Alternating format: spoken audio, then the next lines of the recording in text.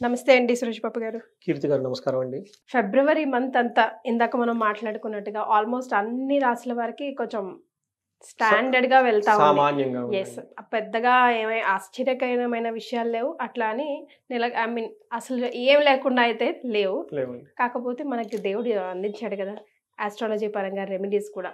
త్రుటిలో తప్పిన ప్రమాదం అనుకోవచ్చని. పెద్దగా పోయేది చిన్నగా పోతుంది. అవునండి. మరి మన తదుపరి రాశి మిథునం వారికి ఎలా ఉండబోతుంది? సో, మిథున రాశి కూడా వాళ్ళకి ఒక ముక్కలో చెప్పాలంటే సామాన్యంగా ఉంటుంది. పెద్ద హ్మ్. ఒడిదుడుకులు అంత మాసం అయితే కాదు. హ్మ్. జనరల్‌గా ఒక కూల్‌గా వెళ్ళిపోయే రాశి ఒక మంత్ అని మనం చెప్పుకోవాలనమాట. డీటెయిల్స్ చూద్దాం మనం. మనకి మిథునంలో ఉండే నక్షత్రాలు గనుక చూసుకుంటే మృగశిర 3, 4 పాదాలు, ఆరుద్ర 1, 2, 3, 4 పాదాలు, పునర్వసు 1, 2, 3 పాదాలంతా మిథున రాశిలో ఉంటాయి. హ్మ్. పేరు బలం గనక మనం చూసుకుంటే వీళ్ళకి వాళ్ళ పేరులో గనక మొదటి అక్షరం లేదంటే బాగా పాపులర్ అయిన పేరుని గనక అందరూ పిలిచే పేరులో గనక ఫస్ట్ అక్షరం చూసుకుంటే వీళ్ళకి కా, కి, కు, ఖం, జ్ఞ, ఛ, కే, కో, హ ఈ అక్షరాలు మోరాస్ ఇదే సౌండ్‌తో ఉన్న వాళ్ళంతా కూడాను మిథున రాశి వస్తారని మనం చెప్పుకోవాలనమాట. అయితే వీళ్ళకి సూర్యుని యొక్క గ్రహాల యొక్క స్థితిని కూడా మనం గమనించుకుంటే తర్వాత సూర్యుడు కుంభరాశులకు 12వ తారీఖున, బుధుడు వచ్చేటప్పటికి 11వ తారీఖున మూవ్ అవుతున్నారండి. శుక్రుడు వచ్చేటప్పటికి జనవరి 28 నుంచి ఆల్మోస్ట్ వీళ్ళకి మే 31 వరకు 4 మంత్స్ వీళ్ళు అదే రాశిలో ఉంటారండి. శుక్రుడు వచ్చేటప్పటికి మీద రాశిలో ఉచ్చ స్థానంలో ఉండి ఈ అందరికీ మంచి చేస్తాడండి ఈసారి శుక్రుడు 4 సంవత్సరాలు. ఓకే. సారీ 4 నెలలు నెలలు. 4 నెలలు చాలా బాగా యోగ్యతనిస్తాడని చెప్పుకోవాలనమాట. కుజుడు హ్మ్. వచ్చేటప్పటికి మిథున రాశిలోకి రెట్రోగేట్‌లో ప్రవేశించి 2 మంత్స్ అక్కడే ఉంటారండి. అక్కడే ఉండేసి జనవరి 31 నుంచి అక్కడే ఉంటారు వాళ్ళకి. ఓకే. వీళ్ళు కూడాను చాలా మందికి చాలా యోగ్యతనిచ్చే ఉండే అవకాశం ఎక్కువగా ఉందనమాట. హ్మ్. అయితే ఇప్పుడున్న గ్రహస్థితిని బట్టి మనం గనుక చూసుకుంటే, ఫస్ట్ మనకి మహర్షులు ఒక సూక్ష్మంగా మనకి లఘుగోచారం అన్న ఒక కాన్సెప్ట్‌ని ఇచ్చారు.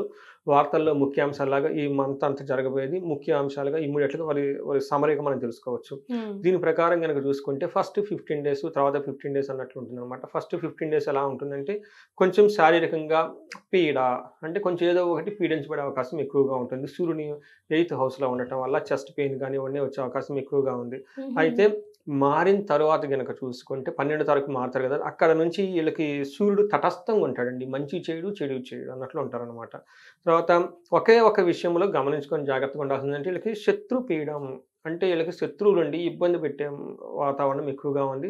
ఇది కొంచెం గమనించుకోవాలి. అయితే ఏ పని చేసినా ఆటంకాలు లేకుండా చక్కగా వెళ్ళిపోతుంది. వాళ్ళు ఏదైనా ఆటంకం వస్తుందని భయపడినా గానీ అలాంటి ఆటంకాలు రావు. వచ్చినా గానీ ఈళ్ళనేమి చెయ్యవు.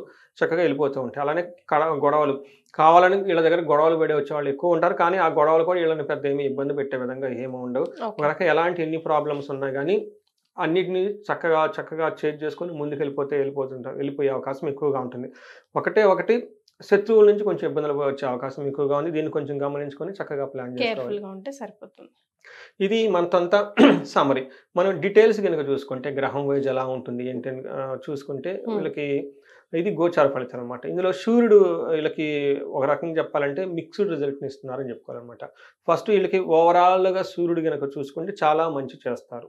హ్మ్. అయితే సూర్యుడు కొన్ని ఛాలెంజెస్ తీసుకొస్తారు. ఆ ఛాలెంజెస్ కూడాను వీళ్ళకి అదృష్టం బాగుండి అంత ఎక్కువగా ఎఫెక్ట్ అవ్వవు అవి. ఓకే. సో, అవి ఏంటంటేనండి మనకి సంస్కృతంలో ఏం చెప్తారంటే నిందాపరాధ, కలహం, నిర్దోషచ్చ, ధనక్షయం, పుణ్యార్థ లాభం నాశనచ్చ, విచారో నవమేరవు అని చెప్తారనమాట. అంటే దీని ప్రకారం ఏంటంటే అండి పుణ్యార్థ లాభ నాశచ్చ మంచి మంచి పనులు గనక మనం ఏదైనా తలపెట్టి చేసుకుంటూ వెళ్తూ ఉంటే దాని యొక్క వాటిలో ఆటంకాలొచ్చేసి ఆహ్, వాటిని ఎఫెక్ట్ వాటిని వచ్చే లాభాన్ని రాకుండా చేసే అవకాశం ఎక్కువగా ఉంది. గుడ్ రిజల్ట్స్ రావు. గుడ్ రిజల్ట్స్ రావు. ఓకే. అయితే ఈళ్ళు కొంచెం కేర్‌ఫుల్‌గా వచ్చే అవకాశం ఎక్కువగా ఉందండి. వచ్చే నెగెటివ్ జరిగే అవకాశం చాలా తక్కువగా ఉందనమాట. ఓకే. అందుకని కేర్‌ఫుల్‌గా ఉంటే ఆటిని జాగ్రత్త తీసుకుంటే అది పెద్ద ఇబ్బంది పెట్టే స్థితిలో ఏముండదు. చక్కగా ఉంటుంది. అంతేకాకుండా ఈళ్ళ మీద నిందలేసే అవకాశం ఎక్కువగా ఉంది. మనం ఇందాక కూడా చెప్పుకున్నాము. హేట్రెడ్ వీళ్ళ చుట్టూ హ్మ్. ఉన్న వాతావరణం శత్రువుల్ని కొంచెం ఇబ్బంది పెట్టే అవకాశం ఎక్కువగా ఉంది కాబట్టి నిందలు పడే అవకాశం ఎక్కువగా ఉంది. అంటే వీళ్ళది ఏ తప్పు లేకపోయినా గానీ హ్మ్. తప్పు జరిగిందని చెప్పేసి బ్లేమ్ చేసే సిట్యుయేషన్స్ వచ్చాయి.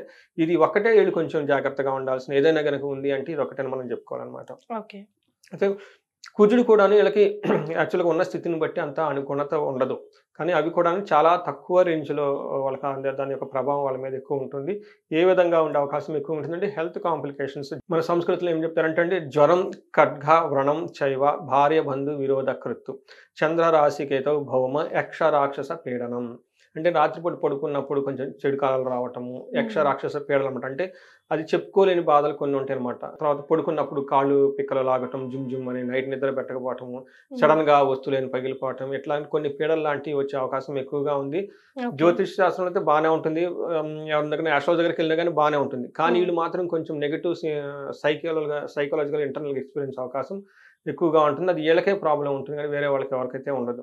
తర్వాత భార్యతోటి, బంధువులతోటి గొడవలు పడే అవకాశం ఎక్కువగా ఉండి, వీళ్ళకి చేతికి కానీ ఎక్కడైనా సరే చేతులు కానీ కట్ అయ్యి కొంచెం బ్లడ్ కళ్ళ చూసుకునే అవకాశం ఎక్కువగా ఉంటుంది. స్టార్టింగ్ దగ్గర నుంచి కిచెన్లో లైట్గా తెగటం దగ్గర నుంచి ఏదైనా దూర ప్రయాణాలు వెళ్తుంటే యాక్సిడెంట్లు అయ్యేసి అక్కడ ఏదైనా జరిగే అవకాశం కూడా ఎక్కువగా ఉంది. కాబట్టి అయితే మేజర్గా వరి చేయాల్సిన అవసరం అయితే లేదు, కానీ చిన్న చిన్న జరిగే అవకాశం ఎక్కువగా ఉంది. కొంచెం కేర్ఫుల్గా ఉంటే బాగుంటుంది.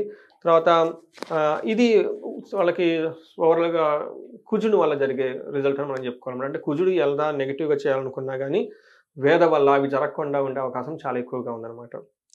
అదే శుక్రుడు కనుక మనం చూసుకుంటే వీళ్ళు కూడాను శుక్రుడు 10th హౌస్లో ఉండటం వల్ల అది అంత అనుకూలమైన పరిస్థితి కాదు. పర్టికులర్గా ప్రొఫెషనల్స్ ఎవరికైనా కనుక చూసుకుంటే ఎలా ఉంటుందంటే వ్యకులం చైవ అంటే ప్రొఫెషనల్ రిలేటెడ్ మ్యాటర్స్లో ఏదో ఒకటి బాధపడించే అవకాశం ఎక్కువగా ఉంటుంది. తర్వాత నిస్సత్వం అంటే ఏ పని చేయలేని ఒక నిస్సహాయత ఉండే అవకాశం ఎక్కువగా ఉంటుంది. ధనం కోల్పోయే అవకాశం ఎక్కువగా ఉంటుంది. రిపో భయం, శత్రువుల యొక్క భయం ఉండే అవకాశం ఎక్కువగా ఉంది. అంతేకాకుండా స్త్రీ పురుష సౌఖ్య హాని మాప్నోతి అంటే వాళ్ళ వర్క్ రిలేటెడ్ ప్రొఫెషన్స్లో లేడీస్ అయితే జెంట్స్ ద్వారా ప్రాబ్లమ్స్ వచ్చే అవకాశం ఎక్కువగా ఉంది. అదే జెంట్స్ అయితే కనుక లేడీస్ ద్వారా ప్రాబ్లమ్స్ అంటే అదే మనం ఏమంటారంటే జెంట్స్ లేడీస్ వీళ్ళ దగ్గర మధ్య సరైన సఖ్యత కుదరక గొడవలు వచ్చే అవకాశం ఎక్కువగా ఉంటుంది. అంతేకాకుండా 4వ ఇంట్లో ఆస్పెక్ట్ ఉండడంతో వీళ్ళకి ఒక సొంతగా ఈ టైంలో వెహికల్ కొనుక్కునే అవకాశం ఎక్కువగా ఉంది. మిథున రాశి వాళ్ళు ఎవరైనా ఉంటే కనుక ఏదైనా కొనుక్కోవాలనుకుంటే కార్లు కానివ్వండి, అంటే 2 వీలర్ కానివ్వండి, లేదంటే ఇంటికి ఏదైనా కనుక ఒక కొన్ని ఎలక్ట్రికల్ ఐటమ్ కానివ్వండి, ఒక లగ్జరీ కంఫర్టబుల్గా ఉండే అవకాశం ఏదైనా కనుక కొనుక్కోగలదలుచుకుంటే ఇది చాలా మంచి టైం. కొనుక్కునే అవకాశం చాలా ఎక్కువగా ఉంది వీళ్ళకి. సో ఇది మనకి శుక్రుడు ఓవరాల్గా ఇచ్చేది 3 గ్రహాలు వాళ్ళకి ఎలాంటి రిజల్ట్ ఇస్తుందో దాన్ని బట్టి మనం తెలుసుకోవచ్చు. మరి నక్షత్రాలను బట్టి ఎలా ఉండబోతుందండి? మరి మీరు అడిగిన విధంగా అంగగోచారం మనకు కాన్సెప్ట్ ఒకటి ఉందండి. ఈ కాన్సెప్ట్ ద్వారా కనుక మనం చూసుకుంటే మృగశిర, ఆరుద్ర, పునర్వసు నక్షత్రం వాళ్ళకి ఫస్ట్ మృగశిర నక్షత్రం వాళ్ళకి 3 విషయాల్లో ఛాలెంజింగ్గా ఉంటుంది. 2 విషయాల్లో చాలా పాజిటివ్గా ఉంది. ఫస్ట్ ఎక్కడ పాజిటివ్ అంటే వస్త్ర లాభం. చక్కగా వీళ్ళకి పార్టీలకి ఫంక్షన్స్కి వెళ్ళిపోయి కాస్ట్లీగా ఉండే బట్టలు కొనుక్కునే అవకాశం చాలా చాలా ఎక్కువగా ఉంది. అంతేకాకుండా పరవాసం ఉన్న ప్లేస్ నుంచి వేరే ప్లేస్కి వెళ్ళేసి అక్కడ కొన్ని రోజులు ఉండే అవకాశం ఎక్కువగా ఉంది. ఫారిన్ వెళ్ళాలనుకున్న వాళ్ళు కానివ్వండి, ఉన్న ప్లేస్ నుంచి దూరంగా వెళ్ళాలనుకున్న వాళ్ళకి, లేకుంటే మనం ఏం చెప్తారంటే ఔటింగ్ అసలు మనకి ఎక్కడికైనా క్యాంప్ వెకేషన్కి వెళ్ళాలనుకున్నా కానీ ఇవంతా చాలా బాగుంటుంది వీళ్ళకి. అయితే వాళ్ళకి ఉన్న ఛాలెంజెస్ ఒకటి హెల్త్ కాంప్లికేషన్స్ వచ్చే అవకాశం ఎక్కువగా ఉంది. ఫైనాన్షియల్గా ట్రబుల్ పడే అవకాశం ఎక్కువగా ఉంది. కలహం, గొడవలు పడే అవకాశం కూడా ఎక్కువగా ఉంది. అయితే ఆరుద్ర నక్షత్రం వాళ్ళకి 3 విషయాల్లో పాజిటివ్గా ఉంది. వీళ్ళకి 2 విషయాల్లో నెగిటివ్గా ఉంది. ఎక్కడ పాజిటివ్ అంటే ఫస్ట్ వస్త్ర లాభం, షాపింగ్లు అన్నీ చేసేసి ఖచ్చితంగా ఏదైనా కొనుక్కుంటారు. రాజ్య లాభము, ఎవరికైనా కనుక ప్రమోషన్స్ ఎక్స్పెక్ట్ చేస్తుంటే ఈ టైంలో వీళ్ళకి ప్రమోషన్స్ వచ్చే అవకాశం ఎక్కువగా ఉంటుంది. తర్వాత ఉన్న ప్లేస్ నుంచి దూరంగా వెళ్ళే అవకాశం కూడా చాలా ఎక్కువగా ఉంది. అంతేకాకుండా వీళ్ళకి ఎక్కడెక్కడ నెగిటివ్ ఉందంటేనండి దరిద్రము అంటే ఫైనాన్షియల్గా స్ట్రగుల్ పడే అవకాశం ఎక్కువగా ఉంటుంది. మరణ తుల్య సిచ్యువేషన్స్ అని చెప్పేసి ఏదో ఒక సిచ్యువేషన్లో క్రైసిస్లోకి వెళ్ళిపోతారు. అంటే మరణం అంటే చనిపోతారని కాదండి. వాళ్ళకున్న ఒక ప్రాజెక్టు, వాళ్ళకు డ్రీమ్ ప్రాజెక్టు, వాళ్ళు ఎప్పటి నుంచి చేసుకుందాము అని ఒక యాస్పిరేషన్స్తో ఉన్న వాటిని అవి ఫుల్ అవ్వక వీళ్ళకి డిప్రెషన్ లాగా వచ్చేసి వాటిని క్రైసిస్లో పడేసి తీసేద్దామనే సిచ్యువేషన్స్ వచ్చే అవకాశం ఎక్కువగా ఉంటుందన్నమాట.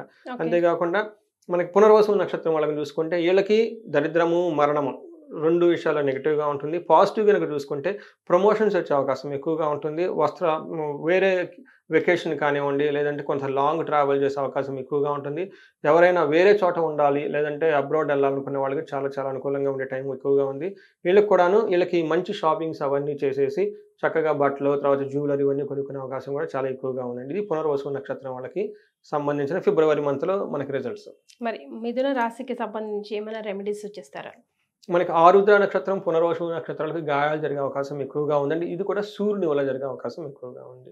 వీళ్ళకి సూర్యునికి సంబంధించి సూర్యనారాయణ మంత్రం చెప్పుకొని పని చేసుకున్నా, లేదంటే ఆదిత్య హృదయ స్తోత్రం చదువుకున్నా, లేదంటే సూర్య నమస్కారాలు చేసినా, సూర్యునికి ఆగ్యం ఇచ్చిన ఎవరైనా గనక మనకి ఉపనయనం జరిగి ఉంటుందండి. వాళ్ళు త్రికాల సంధ్యావందనం కనుక కరెక్ట్‌గా చేసుకోగలిగితే సూర్యుడి నుంచి చాలా మంచి సూర్యుడు పెట్టే బాధల నుంచి ఉపశమనం జరిగి మంచి జరిగే అవకాశం ఎక్కువగా ఉంటుంది. హుహు. అంతేకాకుండా మృగశిర నక్షత్రాలకు శుఖనాశనం జరిగే అవకాశం ఎక్కువగా ఉంది.